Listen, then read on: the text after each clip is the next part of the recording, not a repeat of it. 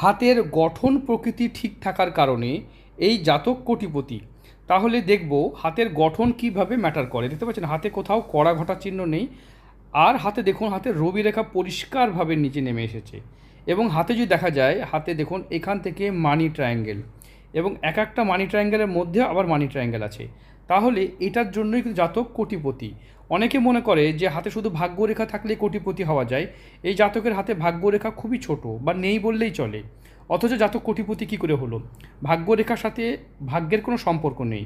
হাতে যদি রবি রেখা ভালো থাকে এবং যদি হাতে মানি ট্রায়াঙ্গেল থাকে, এরকম মানি ট্রায়াঙ্গেল থাকে, আপনারা দেখতে পাচ্ছেন এরকম সাইন থাকে, তাহলে জাতক কোটিপতি হতে পারবে এবং একাধিক সম্পত্তির মালিক হতে পারবে।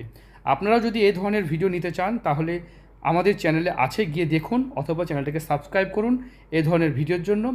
সুস্থ থাকুন, ভালো থাকুন, নতুন কোনো বিষয় নিয়ে আবার দেখা হবে।